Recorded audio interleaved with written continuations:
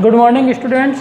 आज अपने जो 10th क्लास का अध्याय नंबर 6 चल रहा था उसी के अंदर पढ़ेंगे अपन अध्याय नंबर 6 रासायनिक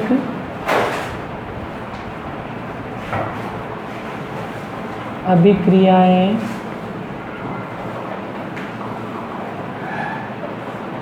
एवं उत्प्रेरक। रासायनिक अभिक्रियाएं एवं उत्प्रेरक। रासायनिक अभिक्रियाएं तो इस चैप्टर में अपन ने कंप्लीट कर ली। जो आपके 6-7 प्रकार की अपन ने अभिक्रियाएं पढ़ी थी वो अपन ने पूरी पढ़ ली। संयुग्मन, विस्थापन, द्विविस्थापन, अपघटनीय, है ना, उत्क्रमणीय, अनुत्क्रमणीय, तीव्र, मंद, ऑक्सीकरण, अपचयन, और लास्ट में अपन ने पढ़ी उदासीनीकरण अभिक्रिया। ये कंप्लीट की।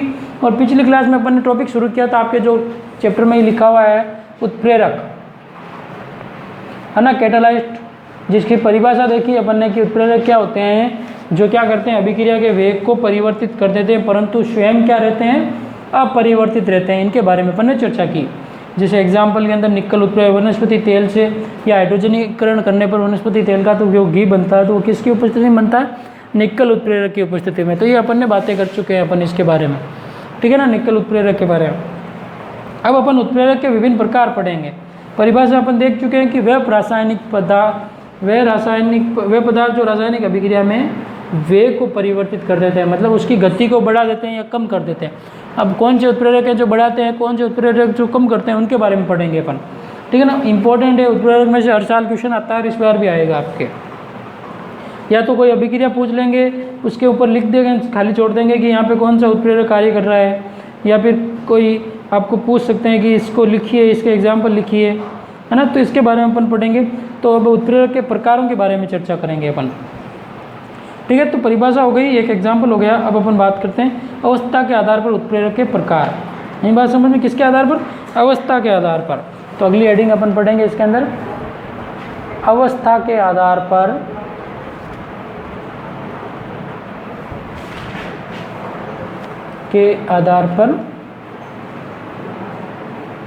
अवस्था के आधार पर उत्प्रेरक के प्रकार। तो अवस्था के आधार पर उत्प्रेरक को कितने भागों में बांटा गया है, 2 भागों में बांटा गया है। सबसे पहले 2 प्रकार की अवस्था, एक तो समांगी अवस्था, दूसरी विषमांगी अवस्था। समांगी उत्प्रेरक और विषमांगी, नाम से पता चल रहा है। समांगी का मतलब जिसके अंदर अवस्था समान होती है, अभिकारक की, उत्पाद की और उत्प्रेरक की, तीनों समान अवस्था में। अगर तीनों ठोस है तो तीनों ही ठोस, तीनों द्रव है तो तीनों ही द्रव। जैसे परिभाषा लिखते हैं अपन सबसे पहले समांगी उत्प्रेरक की। 2 प्रकार के होते हैं अवस्था के आधार पर उत्प्रेरक, समांगी उत्प्रेरक के अंदर बात करें अपन तो सबसे पहले आपके समांगी उत्प्रेरक के अंदर कि वह जब रासायनिक अभिक्रिया में, परिभाषा लिखो, जब रासायनिक अभिक्रिया में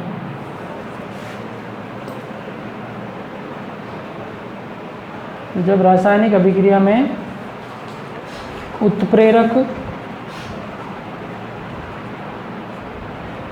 रासायनिक अभिक्रिया में उत्प्रेरक, अभिकारक, जब रासायनिक अभिक्रिया में उत्प्रेरक, अभिकारक एवं उत्पाद, कौन कौन, रासायनिक अभिक्रिया में उत्प्रेरक, अभिकारक और उत्पाद तीनों समान अवस्था में हो, है ना, तीनों समान भौतिक अवस्था में हो, समान भौतिक अवस्था में हो,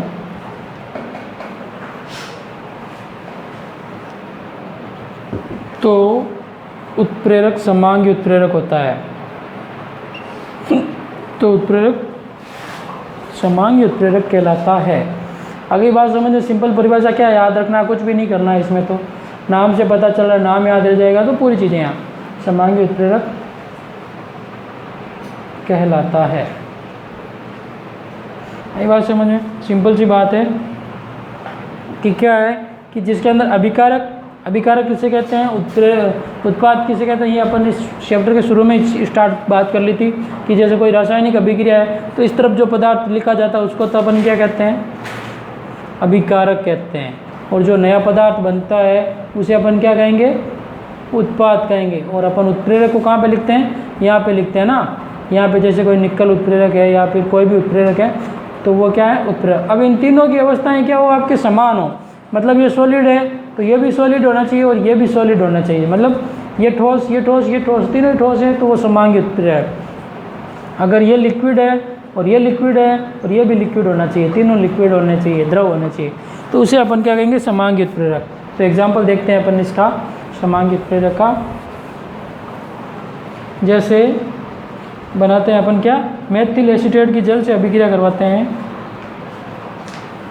मेथिल एसीटेट मतलब CH3COOCH3,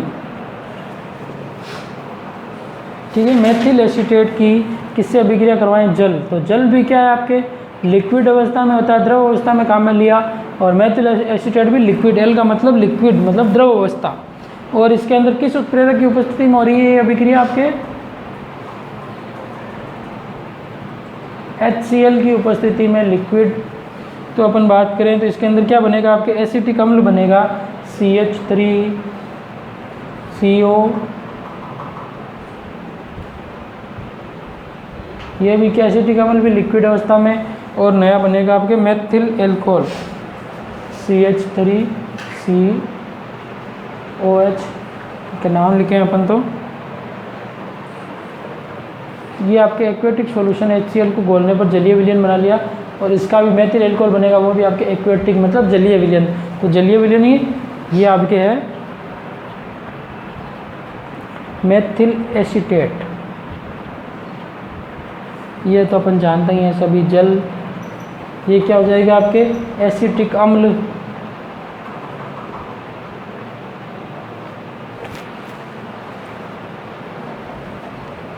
एसिटिक अम्ल।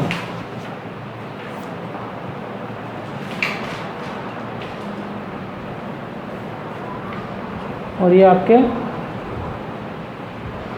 मेथिल एल्कोहल, ठीक है ना। तो इस प्रकार से ये अभिक्रिया हो रही है। इसी प्रकार एक और एग्जांपल देखते हैं अपन, सल्फर डाइऑक्साइड की अभिक्रिया करवाते हैं।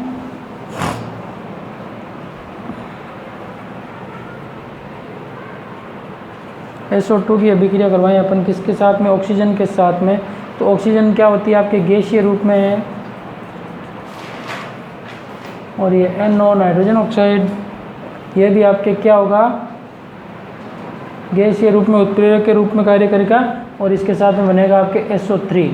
अभिक्रिया को संतुलित करें अपन तो ये भी आपके गैसीय रूप में बनेगा, है ना। ये आपके सल्फर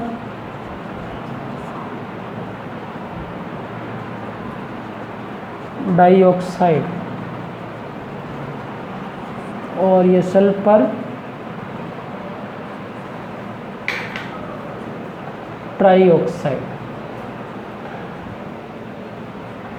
ठीक है। तो इनके अंदर सभी की अवस्थाएं समान हैं, इसको अपन क्या कहेंगे, आपके समांगी उत्प्रेरक, ठीक है।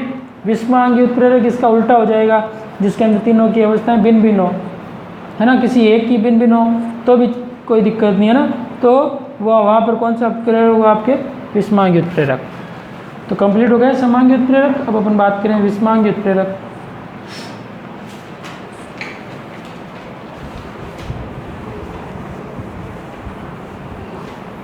ये किसके आधार पर है, अवस्था के आधार पर, आगे अपन पढ़ेंगे क्रियाशीलता के आधार पर, है ना। वो आपके 4 प्रकार के उत्प्रेरक होते हैं।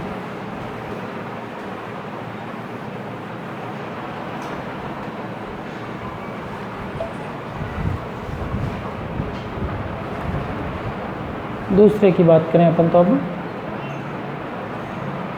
विषमांगी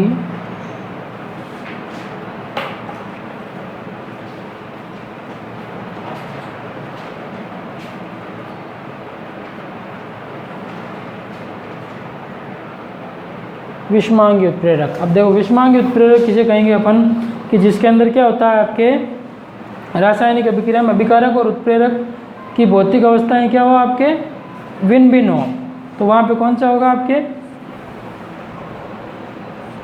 वहाँ पे हो जाएगा आपके विषमांगी उत्प्रेरक। तो लिखो जब रासायनिक अभिक्रिया में, जब रासायनिक अभिक्रिया में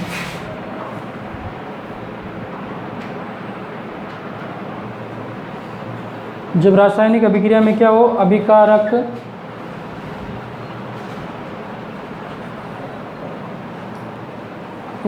अभिकारक उत्पाद व उत्प्रेरक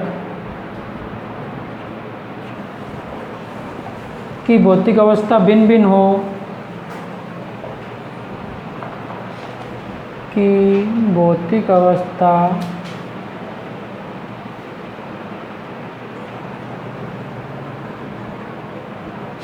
भिन्न भिन्न हो, की भौतिक अवस्था भिन्न भिन्न हो तो उत्प्रेरक विषमांगी उत्प्रेरक कहलाता है। क्या कहलाता है, विषमांगी उत्प्रेरक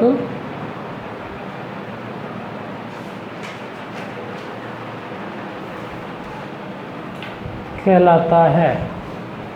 ठीक है, अब इसके एग्जाम्पल की बात करें तो जिसके अंदर क्या होता है आपके अलग अलग प्रकार के उत्प्रेरक की, जिसके पहले समांगी के अंदर तो देखा कि तीनों की अवस्था समान थी, अब इनके अंदर अवस्था 2 की या 1 की किसी की भी भिन्न होनी चाहिए। तो जैसे अपन बात करें नाइट्रोजन की अभिक्रिया, नाइट्रोजन गैस की अवस्था में है, इसकी अभिक्रिया अपन करवाएं हाइड्रोजन गैस के साथ में, और उत्प्रेरक होगा काम में लिया जाता है इसके अंदर आपके फेरस, जो क्या है सॉलिड अवस्था में। तो ये गैस अवस्था में, तो ये उत्प्रेरक क्या हो गया आपके सॉलिड अवस्था में। तो अवस्था हो गई इनकी भिन्न भिन्न, और जो बनेगा NH3 वो भी क्या होगा आपकी गैस अवस्था में, लेकिन अभिकारक और उत्प्रेरक की अवस्था क्या हो गई आपके भिन्न हो गई। यही बात समझ में। तो यहाँ पे क्या हो जाएगा आपके उत्प्रेरक कौन सा हो जाएगा, विषमांगी। मतलब यहाँ पे ये और ये दोनों तो गैस है, लेकिन यहाँ पे ये सॉलिड अवस्था में, ठोस अवस्था में, तो अवस्था भिन्न भिन्न हो गई, इसके कारण ये क्या हो गया आपके विषमांगी उत्प्रेरक। एक एग्जाम्पल और देखो, वो अपन ने पहले देखा था वनस्पति तेल का हाइड्रोजनीकरण की। तो वनस्पति तेल की हाइड्रोजन गैस के साथ में, वनस्पति तेल क्या होता है आपके तेल किस अवस्था में होता है, लिक्विड अवस्था में होता है, पता है अपन को सभी को, हाइड्रोजन गैस की अवस्था में। तो अभिकारक भिन्न हो गया, और इसके अंदर निकल उत्प्रेरक काम में लेते हैं, जो क्या होता है सॉलिड अवस्था में होता है। और इससे जो उत्पाद बनेगा वनस्पति घी, वो किस अवस्था में, घी किस अवस्था में होता है, ठोस अवस्था में, है ना। तो वनस्पति घी बनेगा वो सॉलिड अवस्था में। तो सभी की अवस्थाएं भिन्न भिन्न हो गई, तो यहाँ पे उत्प्रेरक कौन सा हो जाएगा आपके विषमांगी उत्प्रेरक। आगे बात समझ में।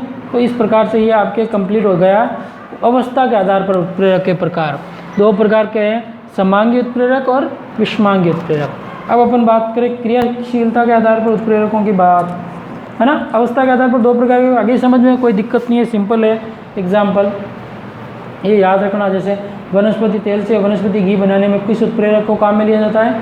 जैसे आपको ऐसे अभिक्रिया लिख के देते हैं, एग्जाम क्वेश्चन आता है कि यहाँ पे आपको ये अभिक्रिया लिख दी पूरी कंप्लीट, यही बात समझे, फिर यहाँ पे आपको क्वेश्चन मार्क का चिन्ह लगा देंगे, या फिर ऐसे इसकी जगह पर लिख दिया, आपको ए लिख दिया कि ए की जगह पर कौन क्या आएगा, किस उत्प्रेरक की होगी, है ना। तो ये आपको पता होना चाहिए। या फिर ये ऐसे भी लिख सकते हैं, नाइट्रोजन और अमोनिया बनाने में किस उत्प्रेरक का काम में लेते हैं, तो ये आपको याद होना चाहिए, आयरन, है ना।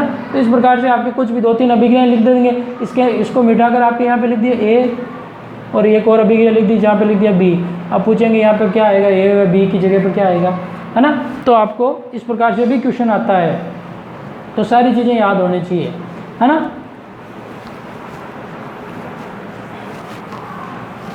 तो ये तो हो गया आपकी अवस्था के आधार पर उत्प्रेरक। अब अपन बात करें किसके आधार पर, क्रिया के आधार पर। अवस्था के आधार पर 2 प्रकार के, अब बात करेंगे अपन किसके आधार पर, क्रिया के आधार पर उत्प्रेरक के प्रकार। तो क्रिया के आधार पर उत्प्रेरक के प्रकार। अगली बात समझ में, क्रिया के आधार पर उत्प्रेरक के प्रकार। अब ये क्या होते हैं, 3-4 प्रकार के होते हैं जिसके बारे में बात करें अपन तो। सबसे पहले आपके धनात्मक, फिर ऋणात्मक, फिर जैव उत्प्रेरक, श्वेत उत्प्रेरक, है ना, 4 प्रकार से पढ़ेंगे। सबसे पहले आपके धनात्मक उत्प्रेरक, नाम से पता चल रहा है जो अभिक्रिया के वेग को बढ़ाने वाले उत्प्रेरक, है ना। ऋणात्मक, जो अभिक्रिया के वेग को कम करने वाले उत्प्रेरक। श्वेत उत्प्रेरक, जो स्वयं ही के उत्पाद स्वयं ही उत्प्रेरक का कार्य करे, वो श्वेत उत्प्रेरक। जैव, जिसमें क्या गति बढ़ाने में जो पदार्थ काम में लेते हैं उन्हें जैव उत्प्रेरक काम कहते हैं, उसके बारे में बात करेंगे। तो सबसे पहले इसके अंदर 1 नंबर धनात्मक उत्प्रेरक।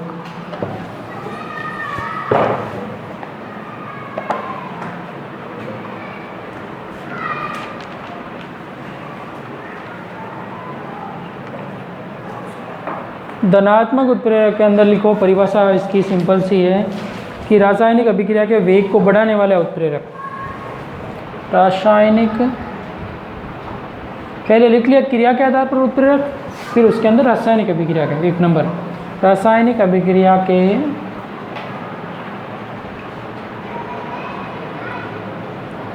वेग को, रासायनिक अभिक्रिया के वेग को बढ़ाने वाले, वेग को बढ़ाने वाले उत्प्रेरक, रासायनिक अभिक्रिया के वेग को बढ़ाने वाले उत्प्रेरक धनात्मक उत्प्रेरक कहलाते हैं। क्या कहलाते हैं? धनात्मक उत्प्रेरक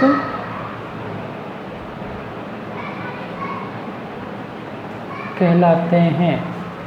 तो रासायनिक अभिक्रिया के वेग को बढ़ाने वाले उत्प्रेरक क्या कहलाते हैं? धनात्मक, नाम से पता, धन का मतलब जो बढ़ाएंगे, सिंपल सी बात है। जैसे इसके अंदर देखें अपन तो धनात्मक उत्प्रेरक के अंदर KClO3 Mn magnet, permanganate ion जो उत्प्रेरक के रूप में कार्य कर रहा है, उसकी उपस्थिति में अपन गर्म करेंगे इसको, तो क्या बनेगा? KCl+3O2। अभिक्रिया को संतुलित कर लो आप, 2KCl, ठीक है ना। तो यहाँ पे ये MnO2 परमैंगनेट आयन ये क्या कर रहा है? अभिक्रिया के वेग को बढ़ा रहा है। इसी प्रकार जैसे एक और अभिक्रिया, वही सल्फर डाइऑक्साइड की SO2 की अभिक्रिया अपन किसके साथ में करवाएं? सल्फर की ऑक्सीजन के साथ में अभिक्रिया करवाएं। तो किसकी उपस्थिति में हो रही थी वो अभिक्रिया? वो आपके नाइट्रोजन ऑक्साइड की उपस्थिति में NO, तो उसके अंदर आपके 2SO3 बन रहा है। तो ये क्या है? आपके धनात्मक उत्प्रेरक हैं दोनों। अगली बात समझिए, जो अभिक्रिया के वेग को बढ़ाते हैं वो उत्प्रेरक धनात्मक उत्प्रेरक। इसी का उल्टा दूसरा है ऋणात्मक उत्प्रेरक।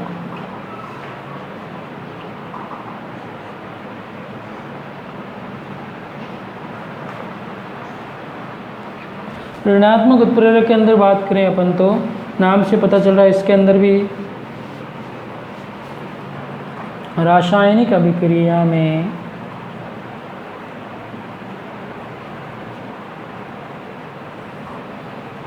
रासायनिक अभिक्रिया के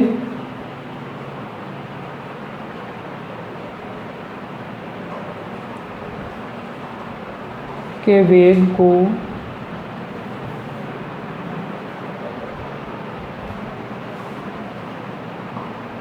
रासायनिक अभिक्रिया के वेग को कम करने वाले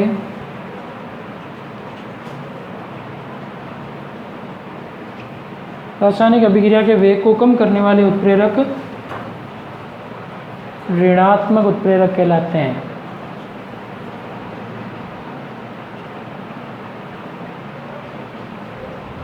रासायनिक अभिक्रिया के वेग को कम करने वाले उत्प्रेरक ऋणात्मक उत्प्रेरक कहलाते हैं। आगे बात समझें, जो वेग को कम करते हैं वो ऋणात्मक उत्प्रेरक, जिसके अंदर देखो आपके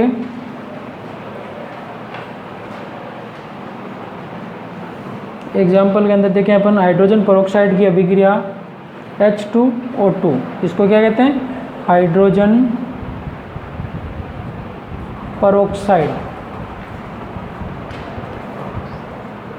हाइड्रोजन पेरोक्साइड की अभिक्रिया करवाएं किसकी उपस्थिति में, ग्लिसरॉल उत्प्रेरक की उपस्थिति में। ग्लिसरॉल यहाँ पे क्या कर रहा है, आपके उत्प्रेरक के रूप में कार्य करा, ग्लिसरॉल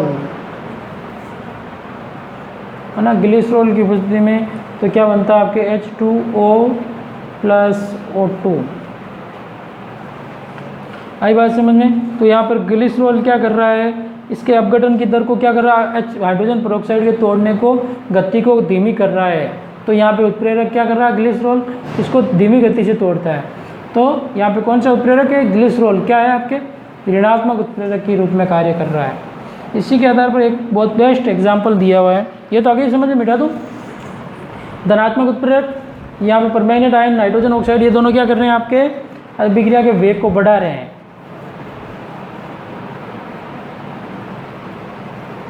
और यहाँ पे आपके ग्लिसरॉल क्या कर रहा है, इसके हाइड्रोजन पेरोक्साइड को अपघटन की दर को धीमी कर रहा है, मतलब इसको तो ये टूट रहा है जल और H2 ऑक्सीजन गैस में, तो ये आपके क्या कर रहा है, इसको तोड़ने में गति को धीमी कर रहा है। तो ग्लिसरॉल क्या कर रहा है, गति को धीमी कर रहा है। अब इसके साथ में एक और एक ऋणात्मक उत्प्रेरक का एग्जाम्पल है फॉस्जीन गैस बनाने का, जो सबसे बेस्ट है कि जो गैस बनती है विषैली गैस बनती है इसके अंदर।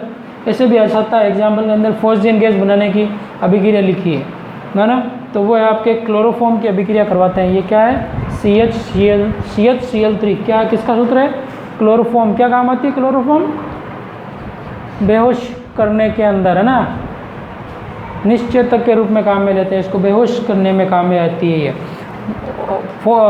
क्लोरोफॉर्म की अभिक्रिया करवाते हैं अपन किसके साथ में, ऑक्सीजन के साथ में अभिक्रिया करवाते हैं, किसकी उपस्थिति में, एथेनॉल की उपस्थिति में, C2H5OH। अगर क्लोरोफॉर्म और ऑक्सीजन गैस दोनों को मिक्स करके उसमें थोड़ा सा एथेनॉल मिला दिया जाता है तो एकदम गोटू विषैली गैस बनती है, जिसको अपन कहते हैं COCl2। इसका नाम है फॉस्जीन गैस। क्या नाम है, फॉस्जीन गैस। नाम याद रखना इम्पोर्टेंट है, अभिक्रिया इम्पोर्टेंट लगा लेना ये आप, आई बात समझ में, इम्पोर्टेंट लगा के लिख लेना, फॉस्जीन गैस बनाने की अभिक्रिया। उत्प्रेरक कौन सा कार्य कर रहा है इसके अंदर, आपके एथेनॉल और HCl बनता है। अभिक्रिया को आप संतुलित कर लें यहाँ पर, तो 2HCl करेंगे तो ये आपके बन जाएगा और क्लोरोफॉर्म के अणु हो जाएंगे 2। तो ये आपकी अभिक्रिया संतुलित वही फॉस्जीन गैस बनाने की। और इसके अंदर ये क्या है, एथेनॉल क्या कार्य कर रहा है उत्प्रेरक के रूप में, जो मंद अभिक्रिया की गति को कम कर रहा है। इसके अंदर एक लाइन लिखो आप, क्लोरोफॉर्म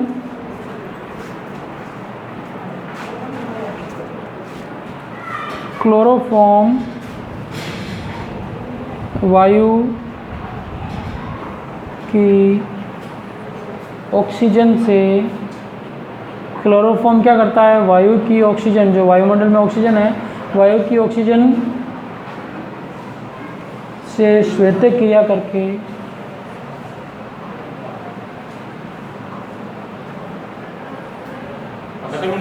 श्वेत ऑक्सीकृत होकर के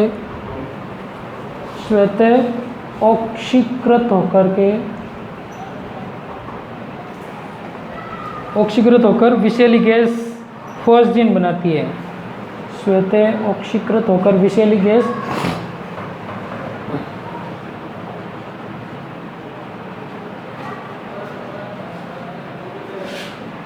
गैस फॉस्जीन क्या है, ये विषैली दम गोटू गैस है ये। क्लोरोफॉर्म को अगर अपन खुला छोड़ देते हैं तो इसके लिए क्लोरोफॉर्म को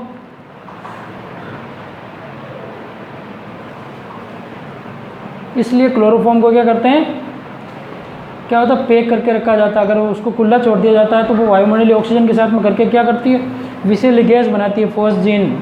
यही बात समझ में। तो ये आपको ऐसे भी जगह खाली छोड़कर यहाँ पे लिख सकते हैं कि फॉस्जीन गैस बनाने की अभिक्रिया लिखी है। तो इस प्रकार से ये आपके क्या है, धनात्मक उत्प्रेरक और ऋणात्मक उत्प्रेरक के बारे में बात की। यही बात समझिए, धनात्मक जो अभिक्रिया के वेग को बढ़ाता है, ऋणात्मक जो अभिक्रिया के वेग को कम करता है। तो यहाँ पे एथेनॉल अभिक्रिया के वेग को कम कर रहा है, तो उसे अपन क्या कह रहे हैं, अपन क्या कह रहे हैं, ऋणात्मक उत्प्रेरक। आगे बात समझिए, कौन सा उत्प्रेरक है, एथेनॉल उत्प्रेरक काम में ले रहे हैं अपन इसके अंदर। एथेनॉल उत्प्रेरक काम में ले रहे हैं। तो आज की क्लास के लिए इतना ही। इसके आगे के जो आपके उत्प्रेरक हैं उनको अगली क्लास में करेंगे, जैसे श्वेत उत्प्रेरक, जैव उत्प्रेरक, उत्प्रेरक वर्धक एवं उत्प्रेरक विष, इनके बारे में अपन अगली क्लास में चर्चा करेंगे। ओके, गुड लक, धन्यवाद।